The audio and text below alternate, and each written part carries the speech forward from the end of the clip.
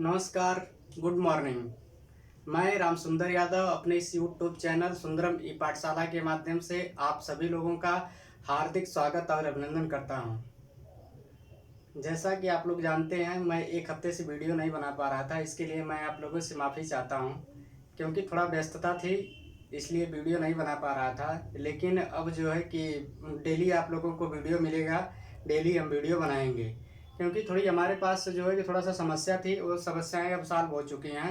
हमारे पास उस समय स्टैंड नहीं था और माइक भी नहीं थे। अब दोनों स्टैंड भी ले लिया हूँ और माइक भी ले लिया हूँ। देखिए, ये मेरा माइक है और स्टैंड है। और अब हम लोग जो है कि डेली कक्षाएं शुरू करेंगे। अब डेली जो है कि आप लोगों को वीडियो मिलेगा और हम जो है कि डेली आप लोगों को वीडियो देंगे। मैं वादा करता हूं कि डेली 1 से 2 वीडियो आप लोगों को देंगे। जैसा कि हमने आपसे वादा किया था कि हम जो है कि आप लोगों को एक जीएस में रट लो सीरीज और मैथ में कक्षा 6 से 8 तक की एनसीईआरटी सीरीज और रीजनिंग पढ़ाने के लिए वादा किया था। तो अब डेली वो कक्षाएं जो है कि चलेंगी और हम आप लोगों को जो है कि डेली वो कक्षाएं वीडियो देंगे। ठीक है, इसके लिए आप लोग परेशान मत होइएगा। और जैसा कि आप लोग जानते हैं, मेरा 8 तारीख को बर्थडे था। उसमें आप लोगों ने मुझे खूब ढेर सारा प्यार और सम्मान दिया। इसके लिए मैं आप लोगों का सदा शुक्रगुजार रहूँगा। और मैं अपने इस यूट्यूब चैनल के माध्यम से आप लोगों का बहुत बहुत धन्यवाद करना चाहता हूँ कि आप लोगों ने मुझे इतना ज़्यादा प्यार और सम्मान दिया। आइए, हम लोग जैसा कि आप लोग जानते हैं कि हम लोगों ने एक सीरीज शुरू की थी हिंदी की। हिंदी में हमने आप लोगों को जो है कि करीब करीब 8 वीडियो दे चुके हैं। और इसके बाद हम लोग आइए बात करते हैं। हम लोगों ने जो है कि इसमें स्वरों के बारे में बात कर लिया था कि स्वर क्या होते हैं। मैंने स्वरों के वर्गीकरण के बारे में बात किया था। अब हम लोग उसके बाद व्यंजन पढ़ रहे थे। मैंने आप लोगों को व्यंजनों के वर्गीकरण के बारे में पढ़ाया था। उसमें जो है कि हम लोगों ने स्पर्शी या वर्गीय व्यंजन तक कर लिए थे, जहाँ तक मुझे याद आ रहा है। तो आइए फिर से एक बार जो है कि वर्गीय या स्पर्शीय व्यंजन को फिर से हम लोग समझने की कोशिश करते हैं और उसको एक बार रिवीजन कर लेते हैं कि स्पर्शीय या वर्गीय व्यंजन क्या होते हैं। मैंने आप लोगों को बताया कि व्यंजनों की संख्या जो है कि 33 होती है। मैंने आप लोगों को बताया कि व्यंजनों की संख्या कितनी होती है। व्यंजनों की संख्या 33 होती है। व्यंजनों की संख्या कितनी होती है? 33 होती है। और कुल व्यंजन वर्ण कितने होते हैं? व्यंजन वर्ण जो है कि 39 होते हैं। आगे हम लोग देखेंगे कैसे व्यंजन वर्ण 39 होते हैं। और व्यंजनों की संख्या जो है कि अगर पूछेगा कि व्यंजनों की संख्या कुल कितनी होती है, तो आप लोग बताएंगे कि व्यंजनों की संख्या कुल 33 होती है। जैसा कि हम लोगों ने पढ़ा कि व्यंजनों के वर्गीकरण के बारे में, कि व्यंजनों का जो है कि स्पर्श या वर्गीय व्यंजन के बारे में हम लोगों ने पढ़ा कि स्पर्श या वर्गीय व्यंजन क्या होते हैं। जैसे कि मैंने आपको बताया कि क, ख, ग, जैसे क, ख, ग, घ, अंग। इस अंगा के बारे में हम लोगों ने बहुत विस्तृत चर्चा की थी कि जैसे कोई एक व्यंजन है, इसका जो है कि कच्चा मसौदा हम तैयार कर लेते हैं, तो इसके ऊपर एक बिंदी लगी होती है। आप लोग देखते होंगे कि जो वर्ण रहता है, इसके कभी कभी ऊपर बिंदी लगी होती है, कभी नीचे बिंदी लगी होती है, कभी दाएं बिंदी लगी होती है, कभी बाएं बिंदी लगी होती है।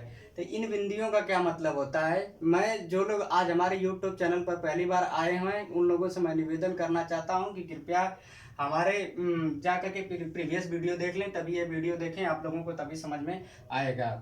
ठीक है, तो आइए हम लोग बात कर रहे हैं। तो इसको हमने आप लोगों को बताया कि इसको क्या बोलते हैं? अनुस्वार बोलते हैं। इसको क्या बोलते हैं? अनुस्वार बोलते हैं। इसको क्या बोलते हैं? पंचमाक्षर बोलते हैं, पंचमाक्षर। और इसको हम लोग क्या बोलते हैं? ताड़न जात बोलते हैं, ताड़न जात। ताड़न जात या उच्छेद या द्विगुण या फेंका हुआ, उच्छेद या द्विगुण या फेंका हुआ, इसको बोलते हैं। और इसको क्या बोलते हैं? नुक्ता बोलते हैं। मैंने आप लोगों को बताया कि नुक्ता की शुरुआत किसने की थी। नुक्ता की शुरुआत जो है कि राजा शिव प्रसाद सितारे हिंद ने 1913 में जब हिंदी विभाग के अध्यक्ष बने, तो उन्होंने जो है कि नुक्ता लगाना शुरू किया। इसमें जो है कि नुक्ता किसमें लगाया? 5 वर्डों में जो है कि उन्होंने नुक्ता लगाया। क, ख, ग, ज, फ। इनके नीचे जब नुक्ता लग गया तो क्या हो गए? अरबी फारसी के क्या हो गए? अरबी फारसी के हो गए। मैंने आप लोगों को बताया कि अरबी फारसी इसका नाम क्यों पड़ा।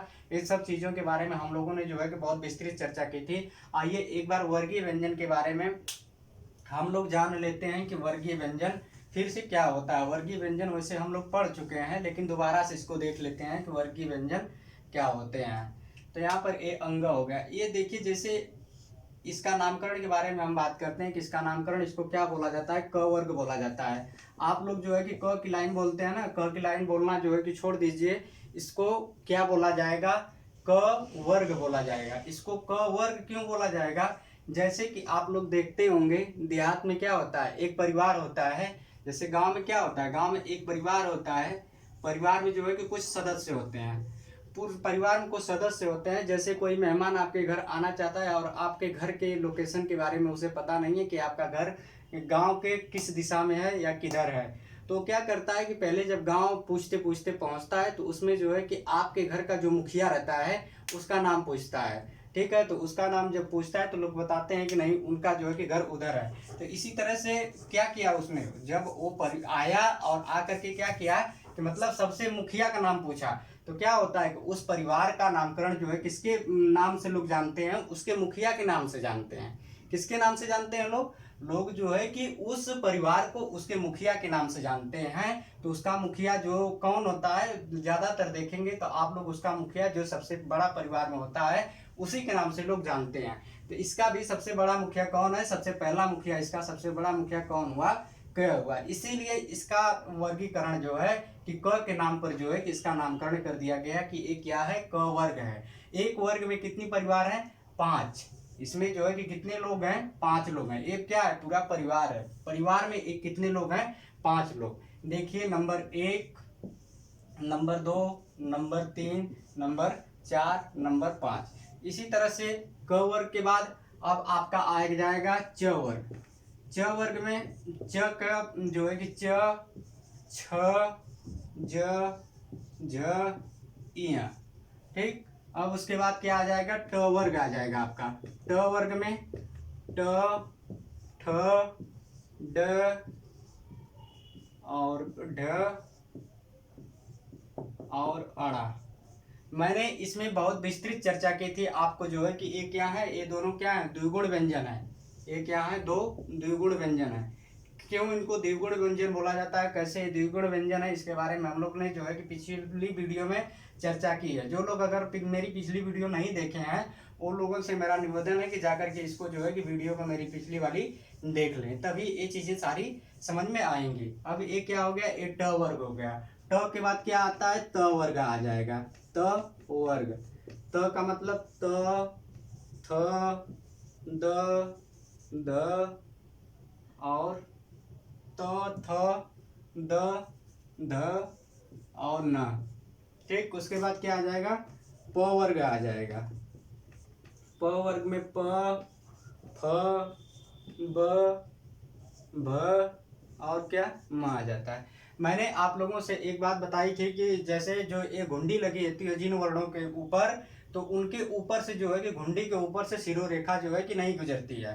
देखिए जैसे यहाँ पर थ है तो इसके ऊपर से शिरोरेखा नहीं गुजरती है, यहाँ भ है तो इसके ऊपर से शिरोरेखा नहीं गुजरेगी, यहाँ ध है तो इसके ऊपर से जो है कि शिरोरेखा नहीं गुजरेगी। ठीक है, ये चीज़ आप लोग ध्यान रखिएगा, कभी भी जब लिखते हैं तो इसमें जो है कि इन चीज़ों को ध्यान में रखिएगा कि इनके ऊपर से जो है कि जिसमें जिन वर्णों में घुंडी लगी होती है इन वर्णों के ऊपर से जो है कि शिरोरेखा नहीं गुजरती है। जब मैंने आप लोगों को बताया कि इसका नामकरण क्यों पड़ा, इसका क, क्योंकि क क्या है, इस परिवार, ये एक परिवार है, 5-5 लोगों के क्या है, ये परिवार है। इस परिवार में जो है कि इस परिवार का मुखिया, कितनी परिवारें हैं, 1, 2, 3, 4, 5, कुल कितनी परिवारें हैं, कुछ 5 परिवारें हैं। और प्रत्येक परिवार में कितने कितने सदस्य हैं, प्रत्येक परिवार में 5-5 सदस्य हैं। और उन सदस्यों का जो मुखिया है उसी के नाम पर इस परिवार को जाना जाता है। तो उस सदस्य, उन परिवार में सबसे जो बुजुर्ग होता है वही क्या होता है, उस परिवार का मुखिया होता है। तो जैसे क है, क का देखिए क, तो इसी के नाम पर इसका क्या हो गया, ये मुखिया है क, इस अपनी परिवार का। क ये क्या है, इसको हम लोग क वर्ग बोलेंगे। इसको क्या बोलेंगे, क वर्ग। क की लाइन नहीं इसको बोलेंगे, इसको क वर्ग बोला जाता है। तो एक क जो है इस परिवार का मुखिया, इसलिए इसका नाम क वर्ग पड़ गया। इसके बाद जो है कि ये च इस परिवार का जो है कि मुखिया है, इसके नाम पर जो है कि च पड़ गया। और उसके बाद ट इस वाले परिवार का मुखिया, इसलिए इसका नाम ट पड़ गया। इसका जो है कि त और इसका प वर्ग पड़ गया। आप लोगों ने देखा कि इसमें कुल वर्णों की संख्या कितनी होती है, ये क्या होते हैं 25 होती है। इसमें जो है कि कुल वर्णों की संख्या कितनी होती है 25 होती है। किसमें, इसको क्या बोला जाता है, इसको वर्ग, ये क्या है एक वर्ग में, ये क्या है कि एक वर्ग में आए हैं, इसलिए इसको क्या बोला जाता है। देखिए 5-5 का इनका क्या है, वर्ग का मतलब क्या होता है, वर्ग का मतलब समूह या समुदाय होता है।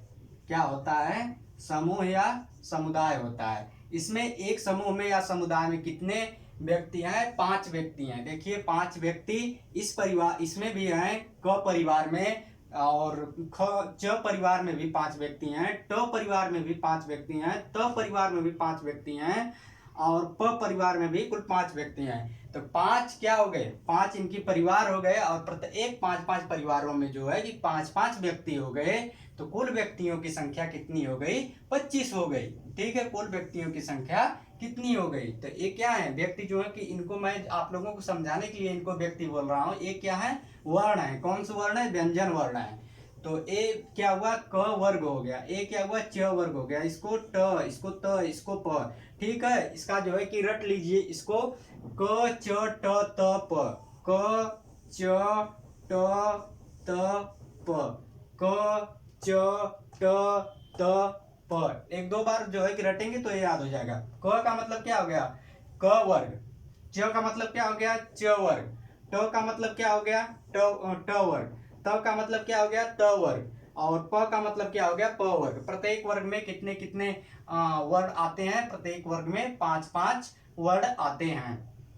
देखिए इसका जब उच्चारण किया जाता है तो हम लोग क्या बोलते हैं, क से कबूतर, कबूतर। ठीक है, ख से खरगोश। बताइए जब एक खरगोश है तो ये क्या है, ख। जब इसका उच्चारण जो है कि क से कबूतर हो रहा है, ख से खरगोश हो रहा है, तो इसका जो है कि ये क्या है, जब खरगोश ए है तो ये क्या है, हैं? आज के बाद जो है कि ये चीजें हम लोग जो है कि अक्षरों की पहचान करने के लिए इन सब चीजों को जो है कि याद किया जाता था कि क से कबूतर है, ख से खरगोश होता है। लेकिन आज आप लोग जो है कि कंपटीशन की तैयारी कर रहे हैं, तो इसको जो है कि कबूतर और खरगोश बोलना छोड़ दीजिएगा। इसके इसके आगे क्या होता है, इसके आगे जो है कि प्रत्यय लगती है। कौन सी प्रत्यय लगती है, कार प्रत्यय लगा करके इसका जो है कि उच्चारण किया जाता है। क में कार प्रत्यय जोड़ देंगे तो ककार हो जाएगा। ठीक है, एक क वर्ग का क्या है, ककार है, ए ख कार है, ए गकार है। जैसे कि मैं आप लोगों से पूछूंगा कि ये जो है कि अभी आगे हम लोग पढ़ेंगे इसका उच्चारण के आधार पर वर्गों का वर्गीकरण। तो अगर इसका देखिए, इसका कंठ से है, इसका उच्चारण कहाँ से होता है, कंठ से होता है। कंठ ककार तब इसको बोलते हैं, क्या होगा, कंठ ककार। और इसका जो है कि तालु से, जिसका तालु से उच्चारण होगा तो उसका क्या बोलते हैं कि तालु तकार इसको बोलते हैं। ठीक है, तो इसी तरह से इसको क्या बोला जाएगा, इसके बाद जो है कि प्रत्यय ककार के क के बाद जो है कि कार प्रत्यय जोड़ करके इनका हम लोग क्या करेंगे, उच्चारण करेंगे। तो ये हो गए कितने कितने व्यंजन हो गए, ये जो है कि 25 व्यंजन आपके हो गए। इसको क्या बोला जाता है, स्पर्शी व्यंजन भी इसको बोला जाता है, इसको स्पर्शी व्यंजन भी बोला जाता है। क्यों इसको स्पर्शी व्यंजन बोला जाता है, क्योंकि जब हम इनका उच्चारण करते हैं तो जीभ हमारी जो है कि मुख के अंदर वाले भाग में कहीं ना कहीं पर जरूर टच करती है। क्या करती है, कहीं ना कहीं जरूर स्पर्श करती है। इसलिए इसको हम लोग क्या बोलते हैं कि स्पर्शीय व्यंजन बोलते हैं। समझ में आ गया क्यों इनको स्पर्शीय व्यंजन बोला जाता है, क्यों वर्गीय व्यंजन बोला जाता है। ये एक वर्ग में आए हैं, एक समूह में आए हैं, एक समुदाय में आए हैं, इसलिए इसको जो है वर्गीय व्यंजन बोला गया। और ये क्या करते हैं कि मुख के अंदर वाले भाग के किसी न किसी अवयव को जब इनका उच्चारण करते हैं तो ये स्पर्श करते हैं, तो इसलिए इनको क्या बोला जाता है, स्पर्शीय व्यंजन बोला जाता है। कुल वर्गों की संख्या कितनी हो गई, इसमें 5 हो गई, और प्रत्येक वर्ग में 5-5 जो है कि वर्ण हो गए। कुल वर्णों की संख्या कितनी हो गई, 25 हो गई। आपका जूनियर असिस्टेंट में पूछा था कि स्पर्शीय वर्गों की संख्या, स्पर्शीय व्यंजनों की संख्या कुल कितनी होती है? तो स्पर्शीय व्यंजनों की संख्या कुल कितनी होती है? 25 होती है। कभी कभी ऑप्शन में देखेंगे 27, या कुछ किताबों में मिल जाएगा आपको 27 दिया रहता है, तो उसमें 27 जो है कि दिया रहता है, तो उसमें दो व्यंजन जो है कि अगर आप लोगों को ऑप्शन में 25 नहीं दिया रहेगा तो 27 टिक करना है। अगर 27 और 25 दोनों दिया रहेगा तो 25 हमें टिक करना है, क्योंकि 27 किस आधार पर होता है? इसमें जो है कि दो द्विगुण व्यंजन को भी जोड़ देता है। जैसे 25A हो गए और दो द्विगुण व्यंजन हो गए। द्विगुण व्यंजन जब इसमें मिल जाते हैं तो ये कितने हो गए? 27 हो गए। तो आप लोगों ने देखा कि 25 व्यंजनों को जो है कि हम लोगों ने पढ़ा, इसको क्या बोलते हैं? क वर्ग बोलते हैं, इसको च वर्ग, इसको ट वर्ग, इसको त वर्ग, इसको प वर्ग बोलते हैं। और इस एक बार और जान जाइए, ये कहाँ से कहाँ तक होता है? स्पर्शीय व्यंजन क से म तक होता है। स्पर्शीय व्यंजन कहाँ से कहाँ तक होता है? क से म तक होता है। आइए इसके आगे हम लोग बात करते हैं ऊष्म व्यंजन और संघर्षी व्यंजन के बारे में। ऊष्म संघर्षी व्यंजन और अंत अस्त व्यंजन के बारे में। अंत अस्त व्यंजन का मतलब क्या होता है? कि अंत अस्त व्यंजन का मतलब ये होता है कि जब हम इन व्यंजनों का उच्चारण करते हैं तो जीभ हमारी मुख के किसी न किसी आंतरिक भाग से क्या होता है? इनका उच्चारण होता है, तो इसलिए इनको क्या बोलते हैं? अंत अस्त व्यंजन बोलते हैं। क्या बोलते हैं इनको? अंत अस्त व्यंजन। अंत अस्त व्यंजन की संख्या कुल कितनी होती है?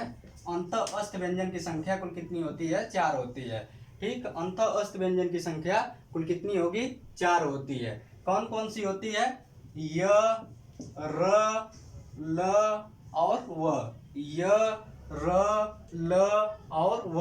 अंत अस्त, मैंने बताया कि इनका उच्चारण मुख के आंतरिक भाग से होता है। मुख के आंतरिक भाग से जो है कि इनका उच्चारण होता है, इसलिए इनको जो है कि अंत अस्त बोलते हैं। और ऊष्म व्यंजन की संख्या कितनी होती है? ऊष्म व्यंजन की संख्या जो है कि ऊष्म व्यंजन की संख्या कुल कितनी होती है? 4 होती है। इसमें कौन कौन से आते हैं? स, ख, स और कौन? आ गए।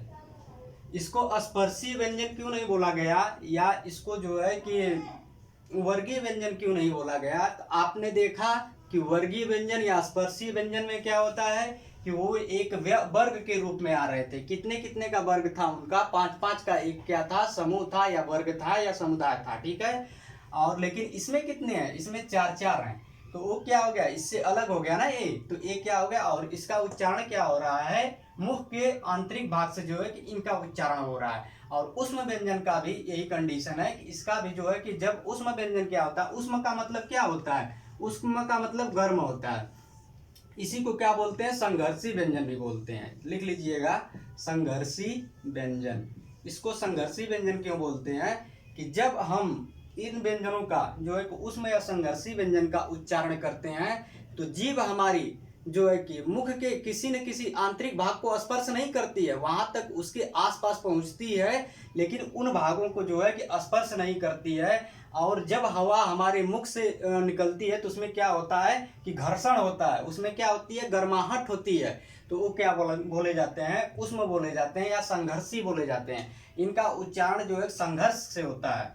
जीभ हमारी जो है कि इसमें क्रियाशील तो रहती है, लेकिन मुख के किसी अवयव को जो है कि टच नहीं, उसके पास पहुंचती है लेकिन स्पर्श नहीं करती है। ठीक है, इसलिए इसको ऊष्म या संघर्षी व्यंजन बोलते हैं। ऊष्म या संघर्षी व्यंजनों की संख्या कुल कितनी होती है? ऊष्म या संघर्षी व्यंजनों की संख्या कुल 4 होती है।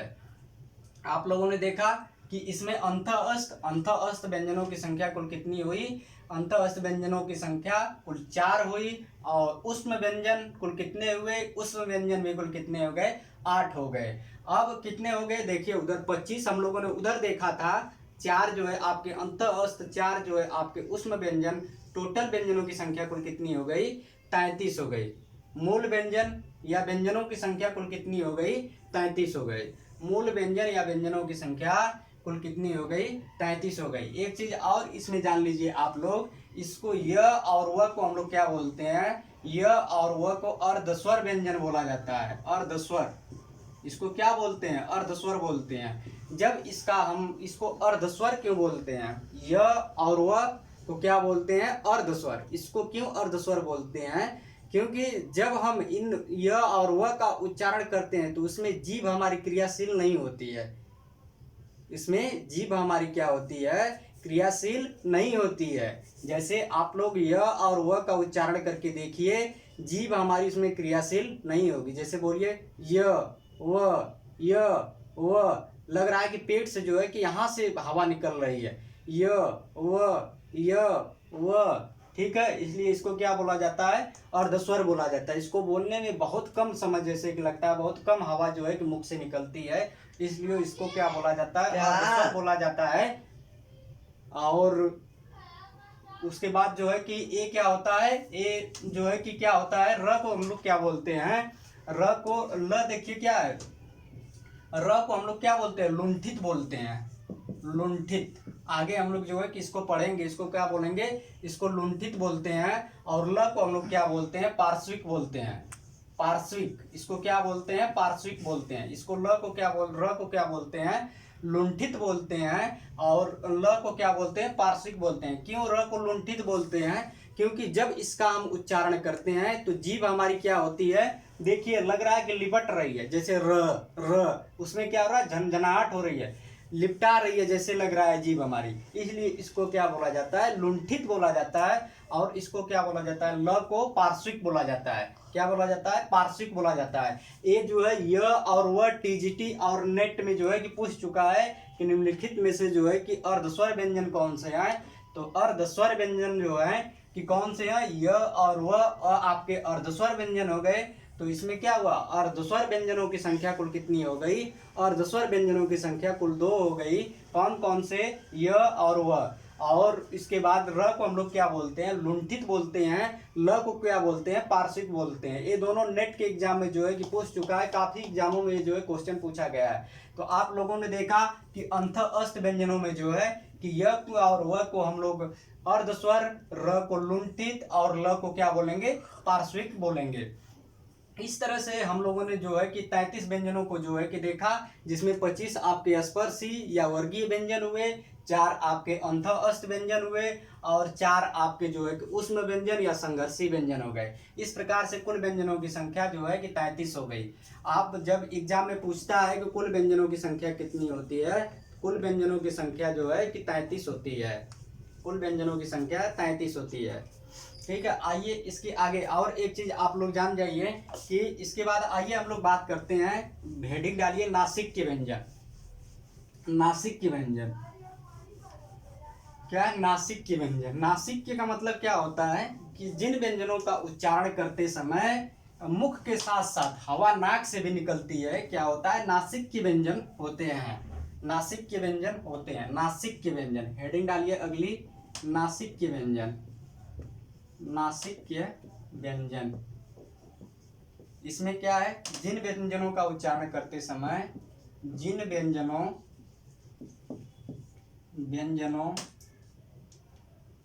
का उच्चारण करते समय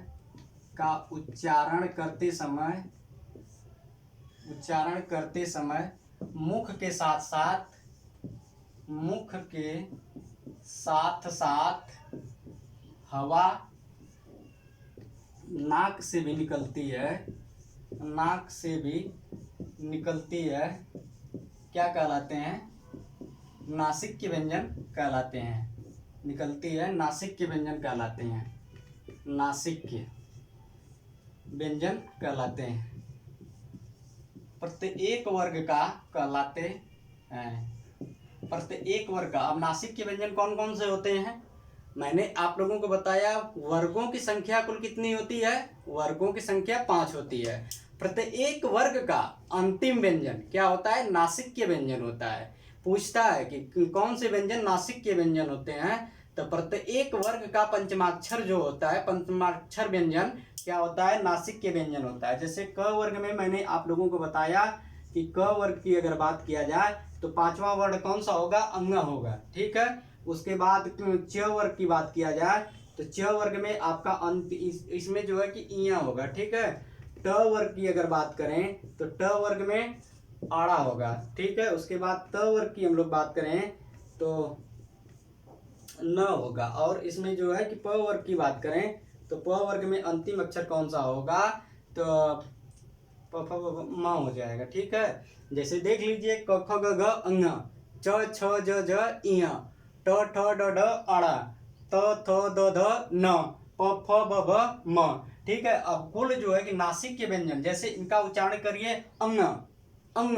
देखिए मुख के साथ साथ क्या हो रहा है कि इनका उच्चारण नाक के साथ भी हो रहा है। ऐसा लग रहा है कि मुख और नाक दोनों जो है कि हमारे सहायक हो रहे हैं इनका उच्चारण करने में। तो इनको हम लोग क्या बोलते हैं, इनको बोलते हैं नासिक के व्यंजन। नासिक के व्यंजन एग्जाम में, कई एग्जामों में पूछा गया है कि नासिक के व्यंजन कौन से होते हैं। तो प्रत्येक वर्ग का पांचवा अक्षर क्या होता है, नासिक के व्यंजन होता है। और कुल नासिक के व्यंजनों की संख्या भी पूछ चुका है कि कुल नासिक के व्यंजनों की संख्या कितनी होती है। तो कुल नासिक के व्यंजनों की संख्या कितनी हो गई, 5 हो गई। कुल नासिक के व्यंजन कितने हो गए, 5 हो गए। क्यों 5 हो गए, क्योंकि प्रत्येक वर्ग का एक एक व्यंजन जो है, कौन सा व्यंजन, अंतिम व्यंजन क्या होता है कि पंचमाक्षर होता है, नासिक के होता है। ठीक है, इसलिए 5 ए हो गए। तो ए आप चीज याद रखिएगा। अब हम लोग देखेंगे इसके आगे जो है कि अभी संयुक्त व्यंजन के बारे में जो है कि बात करेंगे हम लोग। संयुक्त व्यंजन, संयुक्त का मतलब क्या होता है, संयुक्त का मतलब जुड़ा हुआ।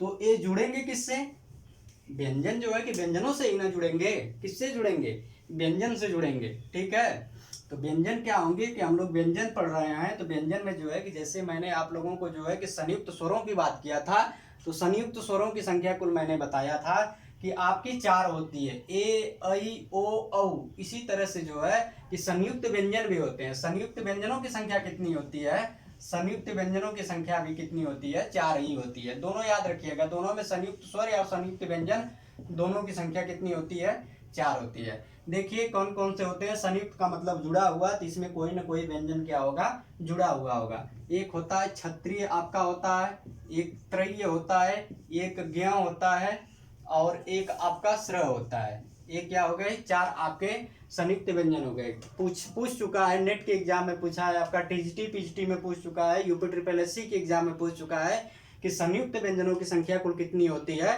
तो संयुक्त व्यंजनों की संख्या कुल कितनी होती है, 4 होती है। कौन कौन से, क्षत्रिय, त्रय्य, ज्ञ और श्र। पूछता है कि निम्नलिखित में से कौन सा जो है कि संयुक्त व्यंजन नहीं है, या तो इनमें से जो है कि एक हटा देगा, या तो पूछेगा कि निम्नलिखित में से कौन संयुक्त व्यंजन है। ये सब चीजों को आप लोग याद रखिएगा। तो संयुक्त व्यंजनों की संख्या कुल जो है कि कितनी होती है, 4 होती है। अब आइए देखिए क्षत्रिय में कौन कौन से जो है कि संयुक्त व्यंजन जुड़े हैं। ठीक है, इसमें देखिए क प्लस स प्लस अ, ठीक। और त्रय्य में त प्लस र प्लस अ, ज्ञ में ज प्लस इय प्लस अ, और श्र में स प्लस र प्लस क्या आ जाएगा अ। ठीक है, इसमें देखिए आप लोग क्या क्या हुआ, इसमें क जो है कि किससे किससे मिलकर के बना, ये क्षत्रिय, सॉरी क्षत्रिय किससे किससे मिलकर के बना है, और त्रय्य किससे किससे मिलकर के बना है, और ये जो है कि आपका ज्य किससे किससे मिलकर के बना है। ये देखिए क्या हुआ, ये एक से नहीं, इसका जो है कि निर्माण एक व्यंजन से नहीं हुआ है, एक से अधिक व्यंजनों से हुआ है। तो इसलिए क्या हो गया, संयुक्त व्यंजन हो गए। संयुक्त व्यंजन का मतलब क्या हो गया, जुड़ा हुआ हो गया।